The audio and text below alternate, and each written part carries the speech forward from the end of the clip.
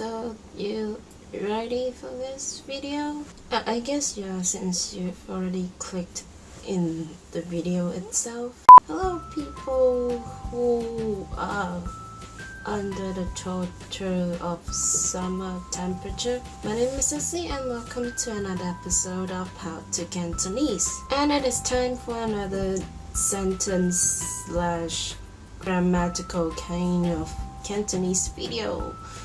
The last one has been a while. And the grammar today we're going to talk about is actually, let's say you can consider it as a sequel of the very first question grammar video. If you haven't watched that, please go watch that now. By the way, that video is about whether you ask people to go or not to go in Cantonese, 去唔去 for instance. And today in this episode we are going to go through something that's called 有冇. But before diving into the whole thing, let's just learn these two characters.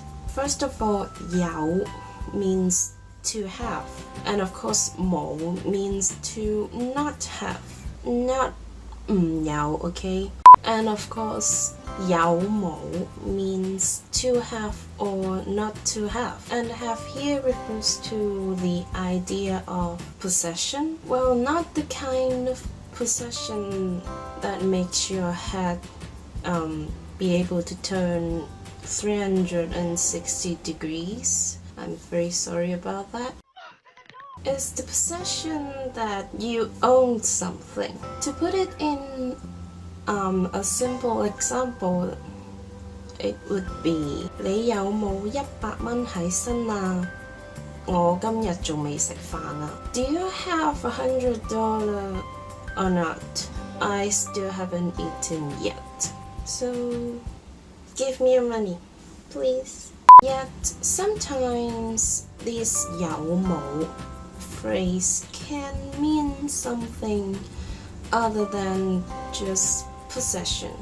In some cases, or maybe I should say in about 40 to even 50% of the situations, 有冇 actually refers to the concept of whether you have completed an action or not.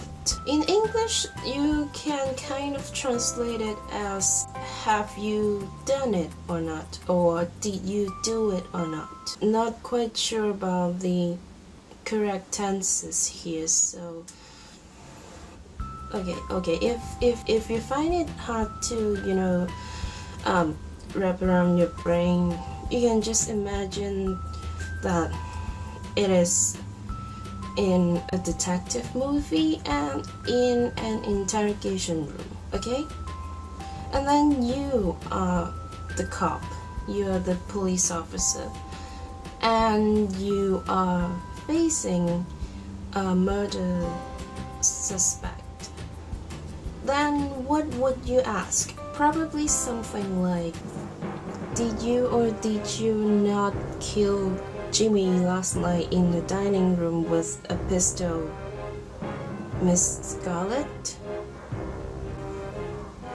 你尋晚有冇用手槍喺飯廳度殺咗 Jimmy 啊，洪小姐? Yeah, hello, camera. And the question part's done. Now we're moving on the answer. Actually, the answer part is just a tip or a reminder of how you, I guess, interpretate the answer when you're talking to people in Cantonese. Because, it is stupid to teach something like, oh, just answer you have when you have the thing. And anyway.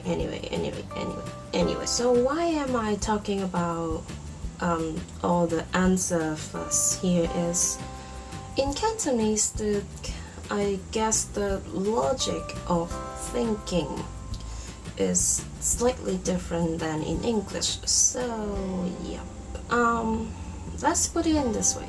If you are being asked a yes/no question, like the one that I taught in the very first question video, to go or not to go, that's actually yes/no questions.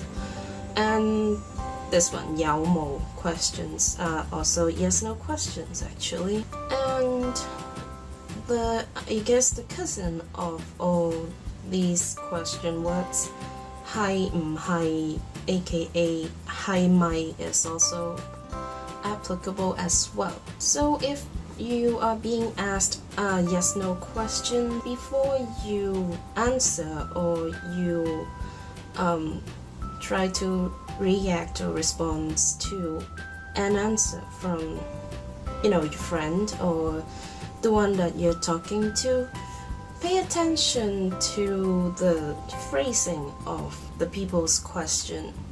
Well, that is kind of difficult to understand, but just bear with me, I guess, please.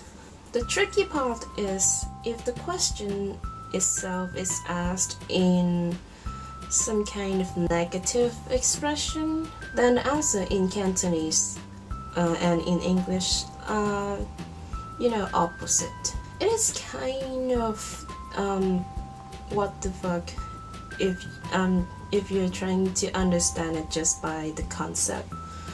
So let's just make it into an example. Imagine you are a student, you have to do your homework before going to school, right? But your dog just ate your homework, so no homework for the teacher tomorrow. And when you're back to school, the teacher asks you, you didn't do your homework? 你係咪冇做功課啊? Notice how both questions are phrased in kind of a negative expression. It is you didn't do the homework and 你係咪冇做功課? And in this case, if you're answering in English, the answer should be no, I didn't do my homework. But in the logic of Cantonese, the answer in Cantonese will be 係啊，我冇做功課. Why? Despite not being an expert of language, this is what I guess or come up with. So I don't know. If it helps, then good. If it doesn't, then please don't sue me. So what I think in this case, the difference is in English the focus is only on the verb, which in the example is do. You are referring to a negative version of the verb, that is you didn't do, so there's a not. That's why you have to use a negative expression, which is no. But in Cantonese, the focus is on the whole phrase, so 冇做 is the whole thing. And in Cantonese, it is confirming the fact that you 冇做. As a result, you use a positive expression, which is 係. So yeah, I guess that's why. And any linguist stuff that actually know like how this happened. I guess this is a wrap of this video. Thank you so much for watching, and I'm so sorry that the explanation part at the end is kind of messy. Leave a comment down below if you don't understand what the first that I just talked about, or you have anything else to say. Leave a like down below if you find it helpful. I don't know why. Maybe enjoyable, or yeah, just leave a thumbs up.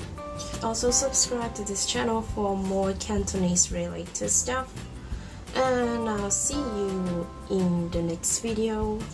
Bye bye.